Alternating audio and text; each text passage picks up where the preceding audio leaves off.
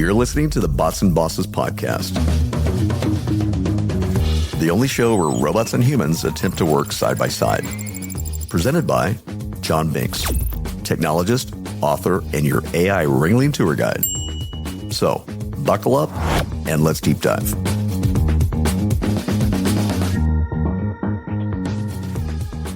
Welcome to the Bots and Bosses podcast, presented by John Binks. This is episode 18, and it originally aired on September 6, 2025. Today's show is sponsored by Bots and Bosses. This deep dive was created by John Binks, along with multiple sources and experts. So today, we are jumping straight into a really critical topic. It should probably worry every leader, frankly, every technologist listening. The instability, the chaos caused by these recurring government funding lapses. We've looked at a whole stack of sources, but we're focusing heavily on one report called The Shutdown Brain Drain, Why Federal IT Talent May Walk. Yeah, this is a really crucial deep dive for you, the listener. Our mission today, really, is to unpack what actually happens when these shutdowns loom, this funding cliff thing. It's not just about work stopping. It actively damages, it hobbles these huge federal modernization projects. But maybe even more importantly, we need to pull out some clear, actionable things federal technologists should be doing, like right now, to protect their careers, keep their skills up to date, no matter what Congress decides to do or not do. Okay, let's unpack this. Because what the data seems to show, what we're seeing is that the core bargain, that sort of promise between the government and its tech people, it really seems to be fraying. It's easy to think, a shutdown, maybe a little break, but the sources are really clear. This isn't hitting pause. It's more like operational sabotage, right? What's the immediate damage? The stuff you can measure when funding just stops, even for a bit. Well, it kicks off this whole domino effect. Costs that get deferred just pile up higher and higher. We talked to some former federal tech leaders and they confirmed it. Even a short lapse means crucial maintenance gets skipped, big modernization projects slow right down, and honestly, the long-term costs just shoot up. Think about it, right? A program stalls. All that momentum, gone. Contractor teams, well, they scatter. They go find other work that actually pays. And bringing them back, getting new people up to speed, redoing the planning for delayed work. It means the government pays this huge hidden restart tax every single time. And the human cost kicks in immediately too, doesn't it? Because you get this bizarre situation, the split workforce. It sounds like a recipe for burnout. Oh, absolutely.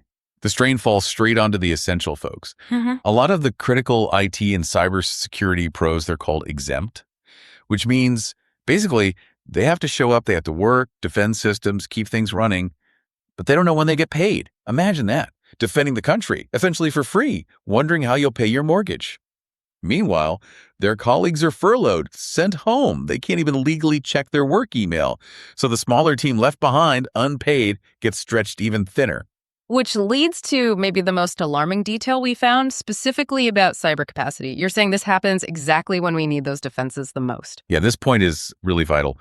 DHS planning documents, they actually laid out a scenario. It showed that roughly 2/3 of CISA's workforce. CISA being the main civilian cyber defense agency. Exactly, the Cybersecurity and Infrastructure Security Agency. 2/3 of them could be sent home during a lapse. Just think about the signal that sends. The bad actors, the nation states, they don't take furloughs, do they? Their attacks don't stop for a budget fight. So you're saying we're cutting our ability to defend ourselves by 2/3 right when the threat is constant, maybe even elevated. It's like, sending most of the fire department home during fire season. That's a good analogy. You're asking this small, stressed out, unpaid group to defend all civilian digital infrastructure against really sophisticated threats. Yeah. You're gutting capacity precisely when the risk is potentially higher because everyone's distracted by the shutdown itself. That kind of reduction, it's just not sustainable. And it's not just security, right? This instability messes with our view of the economy, too. The ripple effects go wide.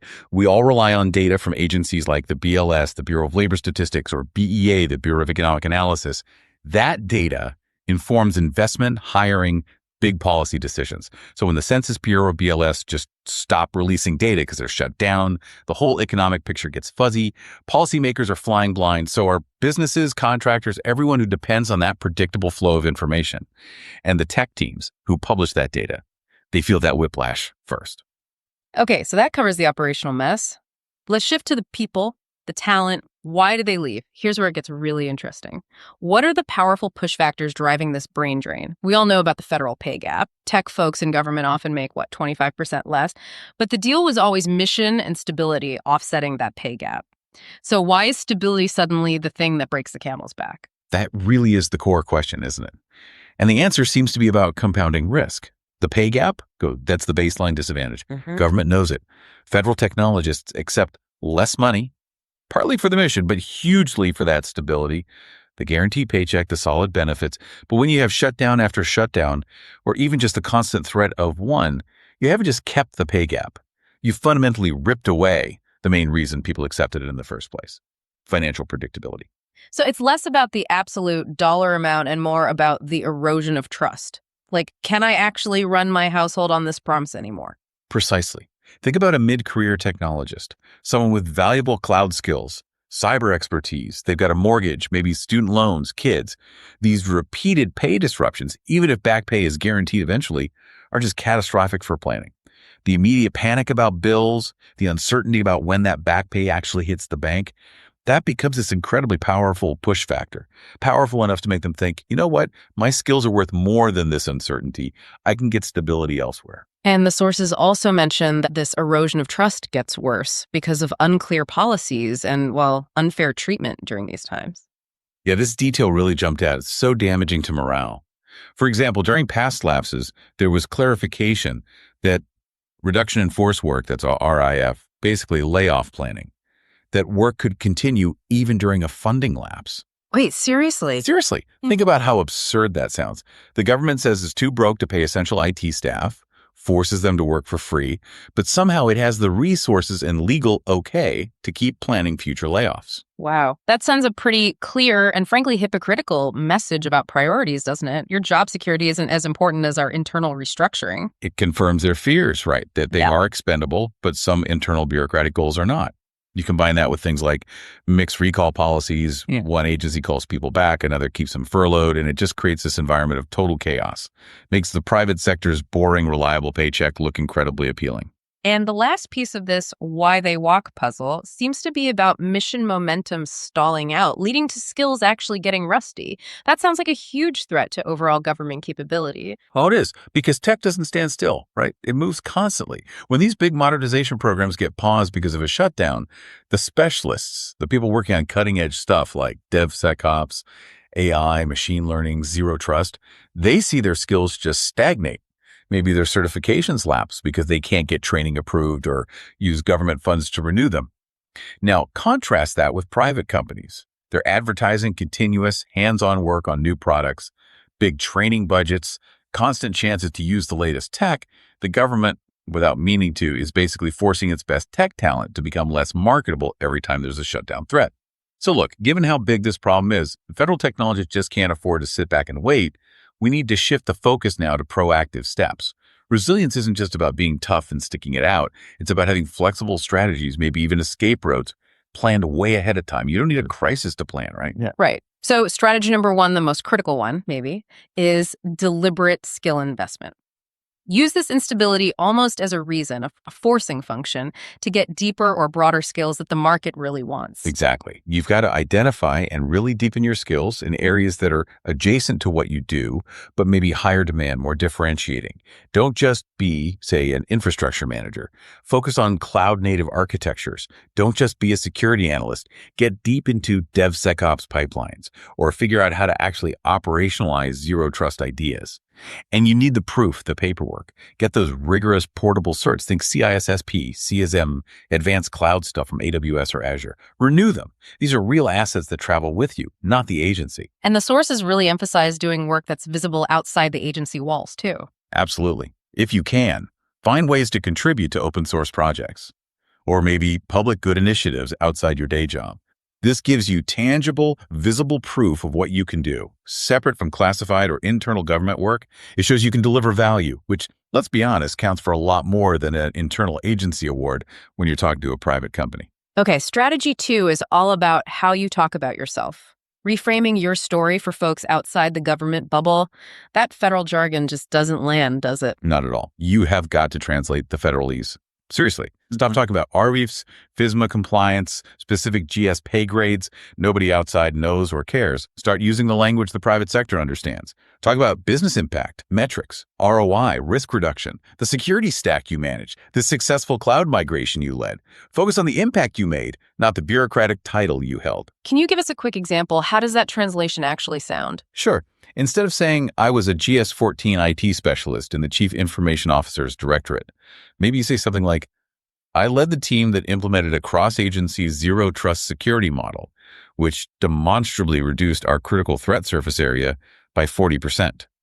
See the difference? You need to craft that short, powerful elevator pitch for what's next for you. Where do you want to go? And why does your specific experience in that complex, mission-focused government environment make you uniquely valuable for their needs? Makes sense. Your network then, both inside and outside, becomes your real resilience infrastructure.